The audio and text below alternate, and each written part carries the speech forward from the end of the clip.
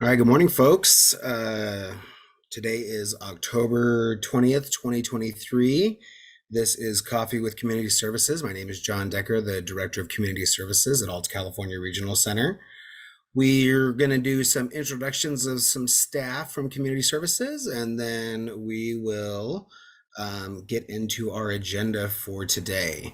We saw Ethan this morning. Good morning, and Sydney from Community Services. I see Christine, our vendor coordinator. Good morning as well. Let's see, from Community Services, HCBS Specialist, I see Kylie on. Good morning. I see Client Services Manager Delana on. Good morning. And Jolana from Community Services, our Associate Client Services Director Tracy is on. Good morning, Tracy. I see Rhonda, our Housing Specialist from Community Services. Our Community Services Manager Helen is on. Good morning, Helen. See Gary from Community Services, and Beverly and Shauna, and good morning, Heidi from Grass Valley as well, our Client Services Manager up there. Let's see. Oh, I see Client Advocate Rava on this morning. Good morning, Rava, too. Let's see.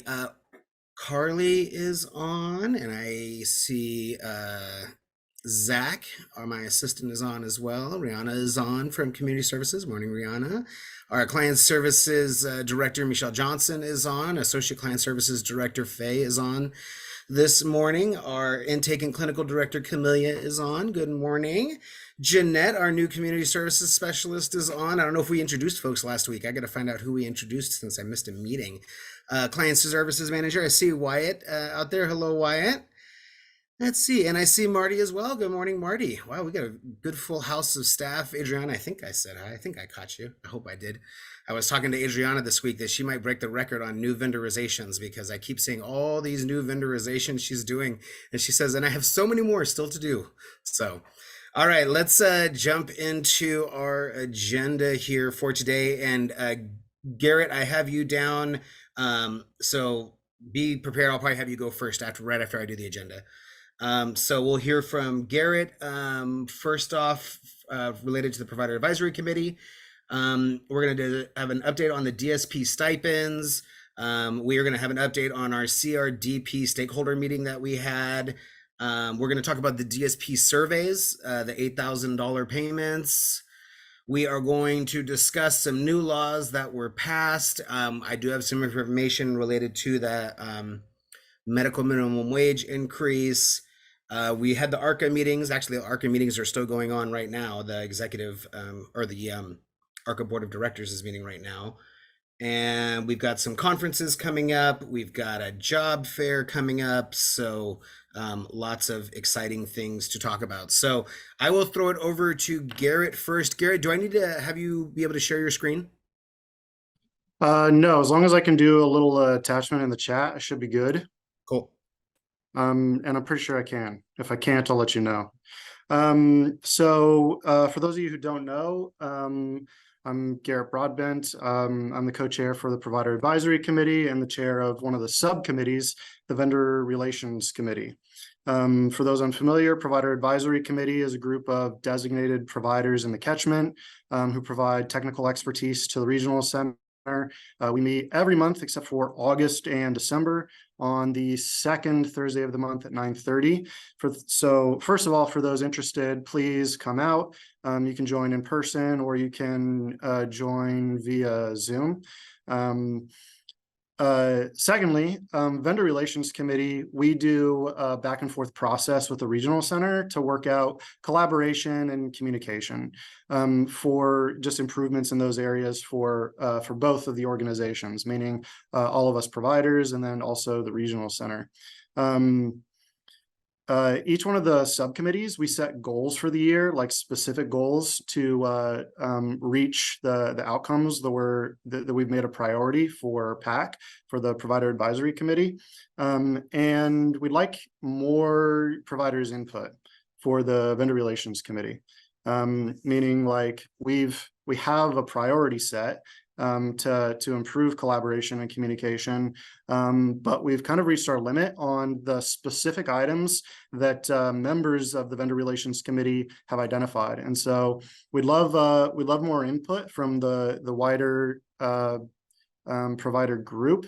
So on November 13th, 2 to 3 p.m., We'd love to have an open meeting. So if you're not a normal contributor to the PAC or to the subcommittee, please come out. I'm going to put a little flyer in here that has a QR code on it.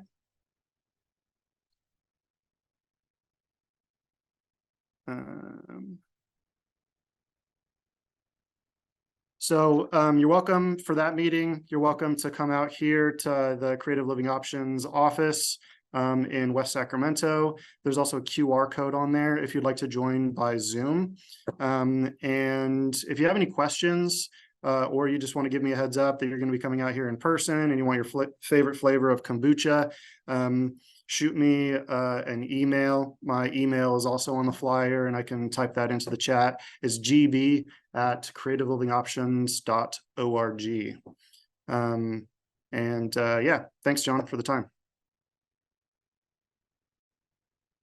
And this is going to be a regional center separate meeting, correct? So we are not going to have, this will be an opportunity for vendors to be able to meet together without having the regional center part of that meeting, correct, Garrett? Yeah, that's the plan. Excellent. Thank you very much. I think it looked fine in the chat that it went through. So just again, I always encourage participation in the Provider Advisory Committee. It is very important for us to hear from you as providers and to understand what you are going through with your different businesses. And there are so many different types of service providers that we have, and we can get, heavy in some, lanes and not as deep on subjects that are important to other providers. And so just want to encourage folks to participate in this. And thank you very much, Garrett, for that. We'll close this out. There was a question in the chat about from Kevin, and it was related to the DSP stipend. And I believe that Kevin is talking about the DSP stipend letter. And so I don't know if any of you guys that are specialists have it handy, but Kevin, we will drop the DSP stipend confirmation letter. I have a Word document version of it into the chat before the meeting is over today. All right. And Helen, I know, sorry, I kind of jumped over. Do we have any staff that have not been introduced yet? Is this any staff's first Coffee with Community Services that you think of? Oh, we need to have you unmute. Oh, sorry about that. If Rihanna is here, I saw Rihanna. I have Rihanna and Jeanette, but I don't think Jeanette is here today. No, But they're both here. oh, they're both here. Okay. Let's have you introduce them. Yeah, so Rihanna is the new QA Quality Assurance Specialist for my unit. She is responsible for Title 17 reviews, many QAs for those vendors coming on board, and also the CSS alerts and any investigations. And Jeanette, and I'll let them introduce themselves. And Jeanette Von Gunten is our new specialist that will be helping out Damien with durable medical equipment, environmental accessibility, that kind of service. All right, I'll give it to Rihanna first. Rihanna, can you unmute yourself? Can you hear me? Yeah. Hi, my name is Rihanna. Like Helen said, I'm going to be a new member on her team for quality assurance. But I don't know what else to say. Just I'm excited.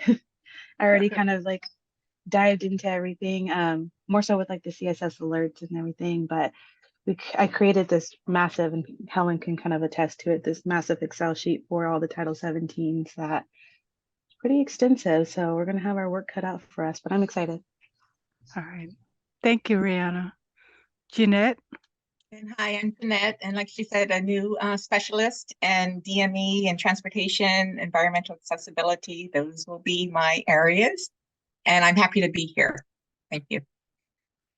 Thank you, John. Right. Right on. Well, welcome again. We've certainly looked at growing our team here at the regional center, and we are I will just say continuing to deal with an unprecedented number of requests for people to become vendors with our regional center. The volume of new vendor requests, and again, it's not just new social recreation vendors, for example, but whether it's day programs, whether it's care homes, transportation providers, people that want to be therapists with us, we are getting so many requests. And for us, with our awareness of the wait list that people have for services, we're just trying to get folks vendored as quickly as we can, ensuring that we're getting very quality services. So appreciate all the work that the specialists are doing in relation to this. I do want to mention, and I want to give some kudos. We had Jennifer Bloom and Carly joined me for a meeting out in Davis. Was that on Tuesday? I think we were out there, and we met with the folks from the Adaptive Recreation, and then also the Team Davis. And I had done a meeting with them a couple months ago previously with Garrett and his staff, and Peter Mendoza from State Council about housing. And in that meeting, I think, Garrett certainly probably saw it just like I did. There was a whole lot of folks there that really did not have a lot of information about what was out there for, post transition, out of high school and out of those services. And then not just for living supports, but also for like day program options and things like that as well. And so we heard that they were doing a meeting to talk about kind of like college programs. They were having UC Davis Redwood Seed Program, and they were also having Mirastem was there, and we also had someone from the Fresno, I think it's a Wayfinders program, I think is what it's called, that had just completed that program that presented on Tuesday. And then Jennifer Bloom and Carly came, and we did talk kind of briefly about Sierra College, but we really wanted to focus on talking about, just the transition services that are available and what resources we have, and the importance of having those discussions during planning team meetings. And so it's always interesting when you go into a group of family members and clients, because everyone has different experiences like in their planning team meetings. And so just really want to recognize Carly, because you did a fantastic job as part of that group. Jennifer Bloom always is, amazing, talking about the work that all of the service coordinators do and all the managers do on the case management side. But I think being able to give some hope for folks that there are real opportunities. And with that, Carly, I think there's a little bit of good news to share about competitive integrated employment. Yes, we just got our fiscal year numbers for 2022. No, so for this year through March of 2023, and we are leading all of the regional centers in our CIE numbers right now. So a big round of applause for all of our employment service providers. They're the ones who are doing all the placements, who are working with the clients to get these jobs. Awesome. And again, for those of you that I know we've got service coordinators on here, we've got managers on here, we're 10 years into Employment First. And again, we cannot do this without the service providers that are providing these opportunities. And many folks are trying to do this that haven't done it before as service providers. And again, it's paying off because we're having more and more utilization of it. And so just really want to encourage, during those planning team meetings, talking about employment and encouraging these opportunities, because our service providers are stepping up and offering these to our clients. And so we just need, I would say, even more and more of it. So I just very proud of the work that Carly has been doing, and definitely want to acknowledge all of you service providers that have been hooking up these opportunities for clients. We know there, obviously additional documentation, paperwork, necessary to get these things done, but I think it really is providing a lot of opportunity for folks. And I love getting news like that, Carly. We get compared against other regional centers, unfortunately, very constantly. And so, this is one of those statistics that I am very happy to be out in the front of as far as regional centers. And I'm hoping that this is, just momentum that we can keep up. So I don't know, very exciting stuff, and much appreciated all the work that everyone is doing. We did have let me talk about the DSP surveys real quickly, because this has been coming in. I think I didn't see Charles Shipley on this morning, but I think that was a question that had come up as well related to the surveys. We got a message from Iqbal this morning. So DDS has reported that there is going to be a fourth round of payments that is going to come out for the $8,000 DSP surveys. The word that we have right now is late winter. I don't know why we can't just say a specific month, but whatever, late winter is when they are planning on doing that final disbursement. For the first three, we met with Robin LeMay this morning, and she let us know that those have already been completely dispersed, and we'll wait for this last one. So just want to let folks know what the status was on that for the fourth payments. For the DSP stipends, which is another separate workforce initiative. For the DSP stipends that people are doing, we have had really just a significant amount of DSPs that have been participating in it. What I want to share is that the way it has been set up, what we receive from the system is really like raw, ungroomed data. And with you have thousands and thousands of DSPs that work for multiple agencies across multiple regional centers in some cases. It can be a little bit of a challenge because we're called on to verify and authorize just a certain number of those payments. With that being said, our accounting department is working really hard to get the payments out. I believe we heard Helen that Robin said she had at least set up 80 to get paid. We haven't paid yet, but we have gotten at least 80 of them set up. We have hundreds and it will be thousands of these that need to get processed through our accounting department. What Robin has asked is just please be patient with the accounting staff right now as we are looking at how we can continue to operationalize this in such a way that it doesn't impact our operations any more than it kind of already has. So it is very important to us, though, to put as much effort as possible to get your DSPs paid as quickly as possible. So that is the efforts. We're looking at staffing so that we can ensure that we've got all the supports that are needed for that.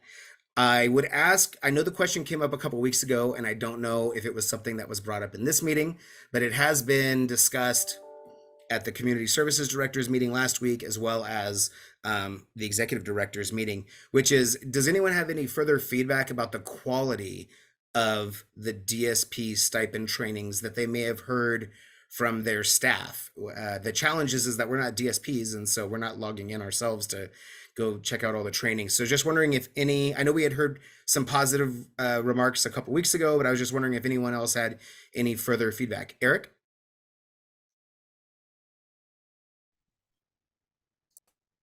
You're muted, Eric.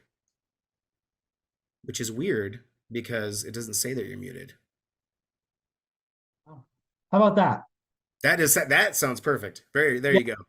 Connecting to a phantom microphone. I don't know where that microphone is. Yeah, I heard that the content that was in the training videos was good content. But I was disappointed to hear that that content could just be played and people didn't have to be in front of their computers, and there wasn't what those of us in the e-learning world would call interactions or knowledge checks or free choice and engagement in the course or other verifications during the course. Something that like I've looked a lot into and was hoping that that would be there. So if that continues, that's something that I'd love to see and incorporated more in those courses, so that you can actually show that folks have learned that material, that they're engaging with that material. But I heard the content itself was really, I heard folks like the content. Thank you. Lindsay, and then maybe Tanya if she wants to.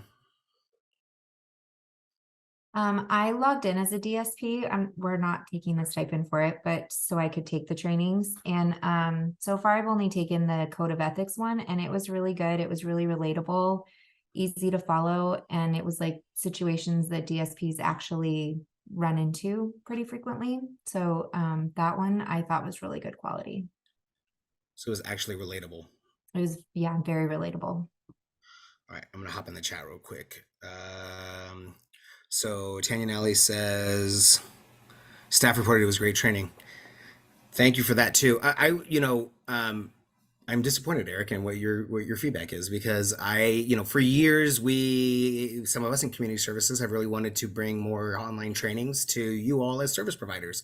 And some of you know that there was a lot of resistance from our department because of that, because we were very concerned about whether or not we could verify that people were actually receiving the training, like that was actually, whether it was knowledge checks or whatever else. And so I value that feedback, because if we're going to do things like this and we're going to spend, probably hundreds of thousands of dollars of operations money to like make something, let's actually do it and actually do something that really is going to meet the needs of you as the employers as well, when it comes to ensuring that your staff are getting the competencies for this. So I will take that feedback back, certainly for any meetings that I'm involved related to it. I talked to our e-learning specialist because we had ARCA rep at the PAC, and so I talked to them afterwards. I got his card, and I asked her to think about doing is to spend just a couple hours and add some sample interactions on the trainings that were actually there for folks, just to think about it for next time and offer, hey, what if those were broken up into these chapters and then there was this engagement that the staff did, some gamification and that kind of stuff that was going on during that section, to make a choice and to maybe navigate a scenario or show that they were engaged in it. So we're actually thinking about doing that with those trainings, just to kind of pique the interest for the next development. So that's, if anybody's interested in that on your meetings, John, just, my number. Very cool. Thank you very much. Again, these things are great, but if we can get the most out of it possible. And so appreciate that, Eric, as well. Any other feedback or questions about the DSP stipends? Again, I think the takeaway I want folks to have is that we at the Regional Center are trying to get these payments processed as quickly as possible for all of your staff.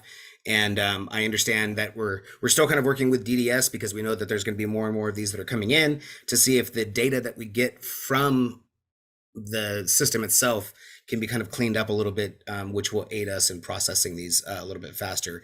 In the meantime, though, I mean, it's a big job. We've got Raven and Belinda. Lale, excuse me. Hi, John. Can you hear me? Yep. Okay, great. I was just wondering if there had been any clarification on the 10-hour a week requirement. I missed a couple meetings. I was out of town, so I'm not sure if this has been discussed, but we're just trying to ensure that we are confirming the correct employees are averaging 10 hours a week. And is that, the past 4 weeks, the past year? I don't know if there's been any discussion there.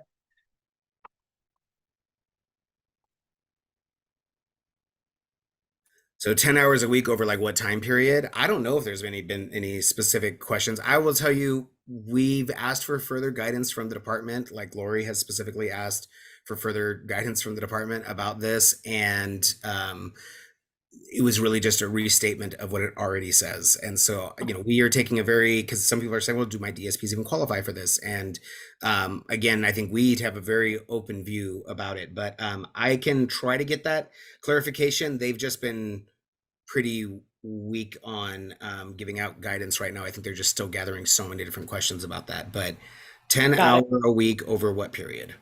Perfect. Thank you. Appreciate that. Let me ask first, before I jump over to Tanya, has anyone heard an answer to that? Is Eric, have you heard an answer to that, the 10-hour per week? Or we didn't get an answer, but what I did, and I had to do this a couple other times, is there's that email to the DDS. Yes.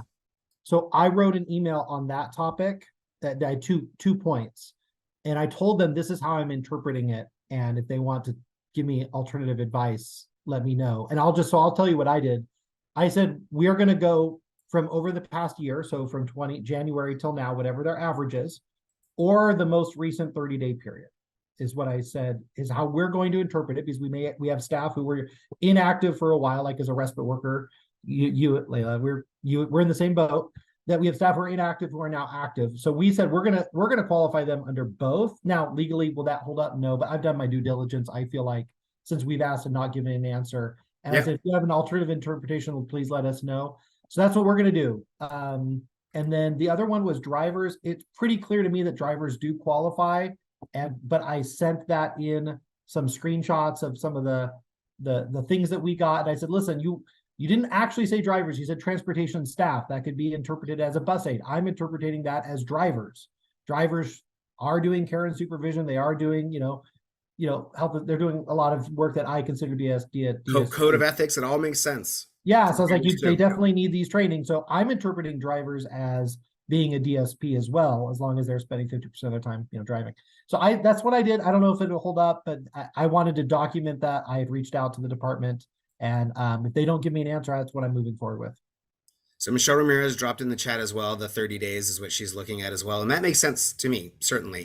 I'm dropping in the workforce initiatives link that's right there. They have not updated their materials yet or their FAQs, but that's where it will be at. Also, that's where the workforce at dds.ca.gov. I will tell you, you're welcome to CC me, folks. If you want to send an email over to DDS to that workforce at DDS. I don't know that they'll respond any faster because I'm CC'd on it. I hope that doesn't delay your response, but it would be helpful for us because I'm always interested in the feedback because the department doesn't necessarily give us that feedback. All right, let me go to Tanya real quick, and I'm going to go to Lindsay. Hey, thanks, John. I missed the last couple meetings myself, and just to catch up on, I know about the program and we have staff that are accessing it, which is awesome. But in terms of the funding, filling out that certificate for the reimbursement, is that to be submitted to a certain person? Do you guys have a subcode? I couldn't find that information. It's on the their form. website. So if you check out the form that I just put in the chat, it has the instructions on it. It says all you do is just send it into the DSP stipend email. Oh, I thought we sent it to you guys for the reimbursement. We send it to them. So you're sending in the form for the confirmation to us. Are you saying to initiate it? It gets initiated through the system and it comes directly to us. Yeah, no, they've got to set up their account site and then access it, and they have to do the ethics first. We have all of that going, and we've got some people that have done it. But when there's a certificate we're supposed to fill out after for the actual reimbursement stipend that comes to the care home or the vendor, and then that larger portion goes back to the staff. That part of the process, who to send that form to, what the subcode is. So you're just confirming it. We're gonna be creating the form and then sending it out to you. Oh, so we're kind of ahead. Okay, so just kind of sit tight. Yep. Once we get your vendors, then we'll have that form, and then you'll be able to indicate which ones have done it or not. If they're really your folks. Okay, thank you, Lindsay Daiba. I am hoping you know the answer, but you might not. I have some DSPs that are funded by a DDS grant.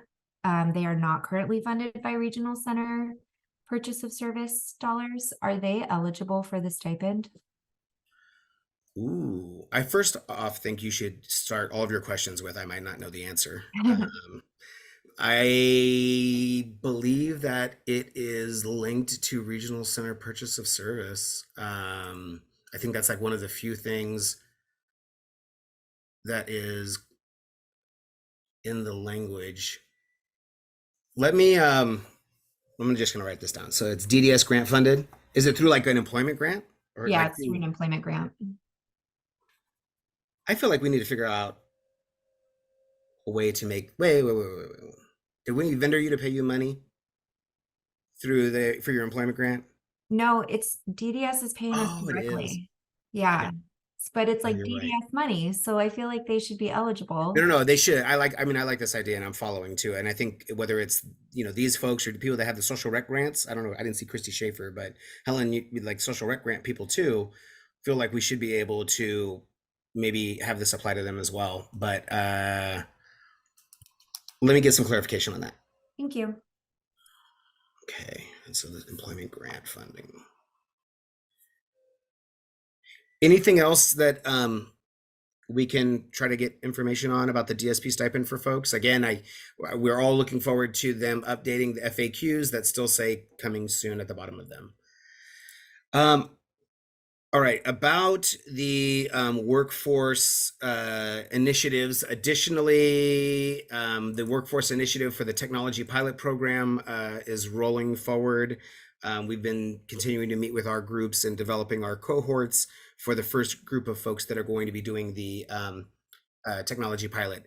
For the DSP University, I will be reaching out to some of our folks from our DSP collaborative to do a meeting to talk about the DSP University. The department wants to integrate the DSP University initiative into our DSP collaborative because of the activities that we've already got going on. So you guys will be hearing more about that, and then hopefully we can be updating this group because Alta, Valley Mountain Regional Center, and San Diego Regional Center and Far Northern Regional Center are the first 4 regional centers that are adopting the DSP University. Sorry, DSP internship. My goodness, there's so many initiatives going on. DSP internship. And so once we get the DSP internship information available, we'll start sharing it during the Coffee with Community Services and with the PAC meeting as well. So again, my goodness, so many different workforce initiatives that we have from the department right now. Let's see. I want to share. So there's been a lot of questions that have come up related to minimum wage, related to new laws that have impacted us. And so let me go over to share my screen here. Okay. And hopefully I'll still be able to access the chat too. Perfect. So are folks seeing bills with operational impacts, ARCA? Yeah. All right. Jolana was the first one that nodded her head. Perfect. So there's a number of different things that are on here that are impacting, possibly service providers, whether it's related to employment laws or holiday time off, things like that. One of the things that I wanted to touch on and just share the information was the SB 525, which is the healthcare minimum wage for various healthcare workers. Will on various step timelines and for distinct groups of care facilities rise to $25 per hour and then go up annually at the lesser of the inflation rate or 3.5%. This includes certain skilled nursing facilities and residential care facilities for the elderly. For example, skilled nursing facilities employees minimum wage will go up to $21 an hour in June of 2024 and then $23 an hour in 2026. And $25 an hour in 2028. Separate but linked calculation will also cover salaried employees. So again, I'm going to copy the URL for the SB 525 and I will, I will see if I can get a copy of this dropped into the chat as well. So that folks can take a look at a little bit more of a breakdown of some of the different laws and again, we already have our trailer bill. We already have, the information that's for the budget, but then, we have some of these other ones. Among other things, this will require employers to offer most employees at least 5 days of paid sick leave a year up from the current 3. And this concludes for in-home supportive services. I don't have the thing on here about the minimum wage increase for fast food workers, but I know that there's been a lot of discussions. Folks should be aware of the concerns related to that. There's been a lot of questions about whether or not there's going to be any advocacy that, for just general DSP positions that we can, have some parity with fast food workers. I think that is certainly a big issue and concern. I know many of you service providers reached out to me when you had heard about the fast food minimum wage, and now we have the healthcare minimum wage that folks are also concerned about. I know we've got a number of our CFEs, that this may impact. I need to read into it a little bit more. I don't know if we have any ICF providers that are on that are aware of whether or not this would apply to ICF providers.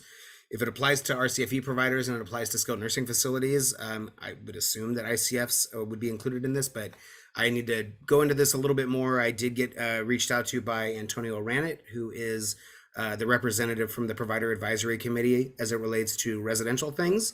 And I let him know that we will be able to provide as much of an update that we can at the next Provider Advisory Committee as it relates to the impact of the healthcare law changes. All right. We had, I should say, a very good CRDP stakeholder meeting. again, we've moved so many of these meetings to being either hybrid or holding them remotely like we're doing here. And I really cannot say enough about the participation from our staff and from our service providers and from our community. We had so many people, 66, I think, that did the survey, a number of people that showed up at the meeting. And there was, again, a lot of great ideas that folks discussed. One thing that I think again and again mindful of, and I know we talked about, the development of possibly more residential care facilities for the elderly, is just thinking of services for our aging population. And some of you are familiar with Lisa Cooley, who's a big advocate in our area and is involved in a lot of our activities. And for years, through our community resource development plan, she has been pushing for more and more services for our aging population of clients, and many of them living with aging caregivers. So I think in this case, residential care facilities for the elderly are not what everyone is interested in, but I think while we balance developing more multifamily housing developments for people to live out on their own, we should also be obviously increasing the living options for people that might choose to want to live in a congregate setting. So again, just want to appreciate that. There was some discussion that the Department of Developmental Services may not have given the regional centers quite enough time to get all of their CRDP priorities posted. Luckily, Jordan's team was able to get it all written up, and we got everything posted online within the time frame. Many regional centers were not able to do that because DDS pushed it up, and so we are going to be making our requests to DDS on November 13th. So we'll be doing another meeting internally with Jordan's staff to put together our community resource development plan, specifically for our regional center. With that, I don't know, maybe Rhonda is able to help me out. Rhonda, let me see if I can go through all the different housing meetings that we've had over the last few weeks.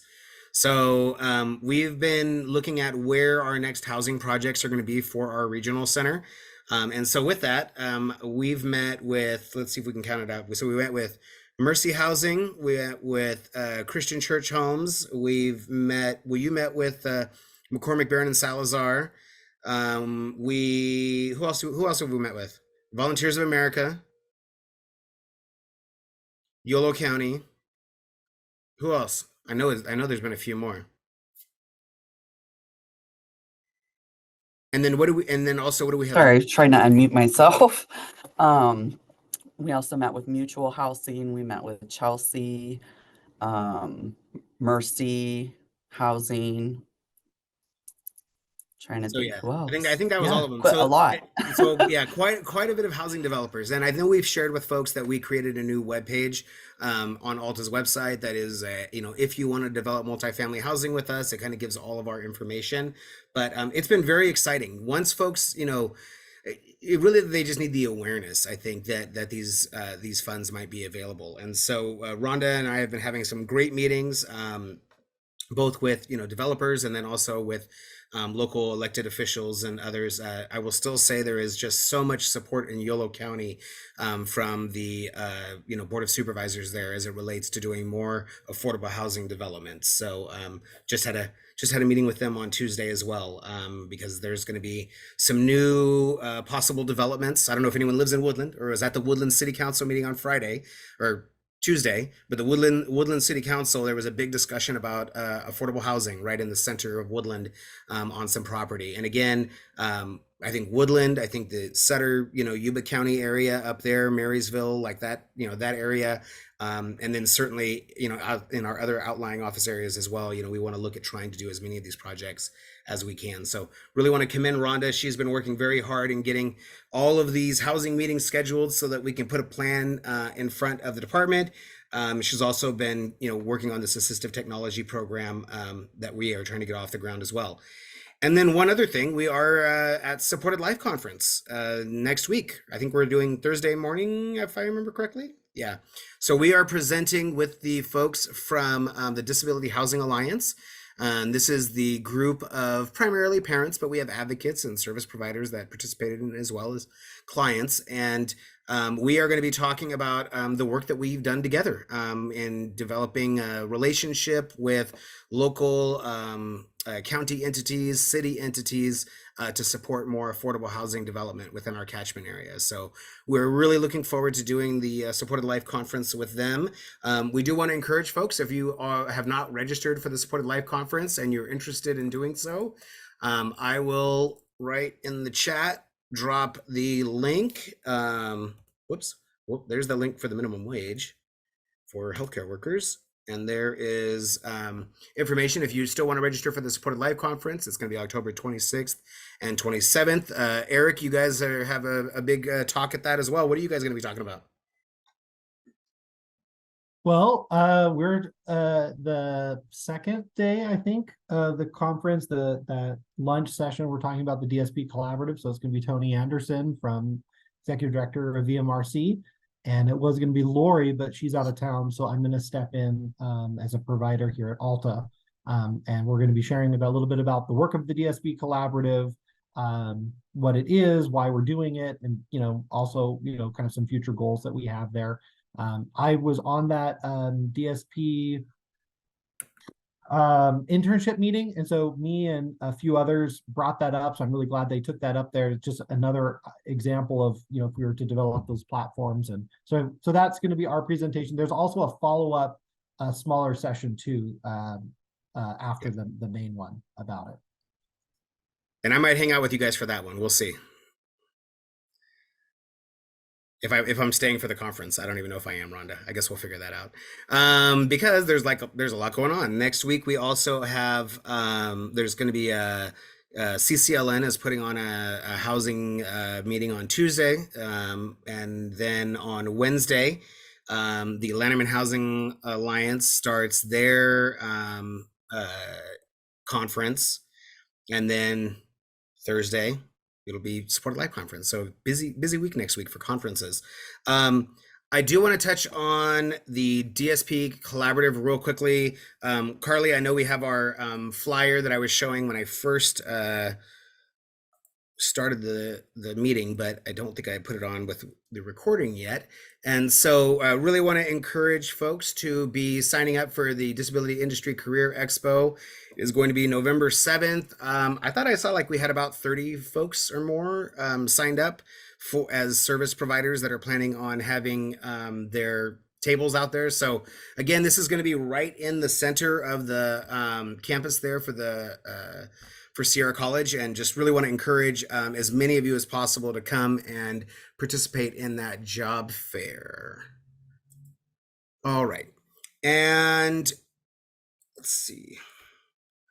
With that, there's another couple things coming up. There is I'm going to go show the events calendar from DDS because, Alta staff, some of you, if you haven't done so, you might want to sign up for this meeting as well if you're in community services.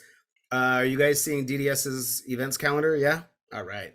So next week, there's a provider training. This is DDS is providing training to ARFBISHN homes, EBSHs, family home agencies, RCFEs, and this is related to the quality incentive program, the prevention and wellness measures. So they had a meeting on the 18th. I know some CPP staff attended, but I don't think that they're on right now. But I just want to encourage folks, if you are, one of these types of service providers, to please log in so you can learn more about the quality incentive program, prevention. I think I might, I don't know. I think that's going to be during another meeting I'm in, but I need to at least watch the recording of this as well. And then additionally, they're going to have the Regional Center Performance Measures work group is also meeting right after that. And then also DDS has their information on here for their updated EVV office hours. All right, let's see. The only other thing and then this is, that's the link right there.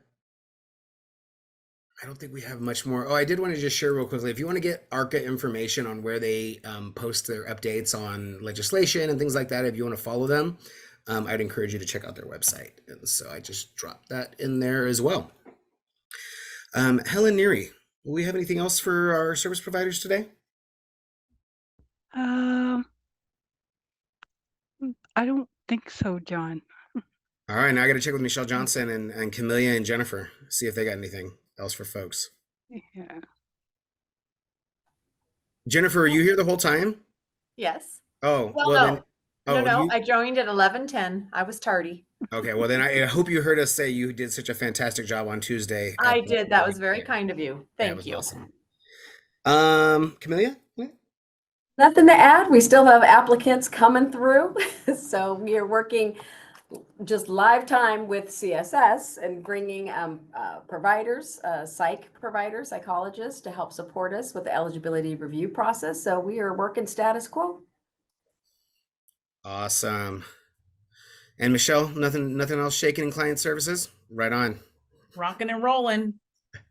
All right. I will say, we can give another update next week on where we're at with transportation. But for those of you that are service providers and those of you that work for the regional center as well, our new transportation broker has heard loud and clear what everyone's transportation needs are, and they are working really, really hard to get those met. I think there's just a really, really significant amount of volume that they are dealing with, which is, very good because we know that we've got these huge needs for folks to get places. But we're also dealing with only being able to schedule what our current service providers are able to schedule.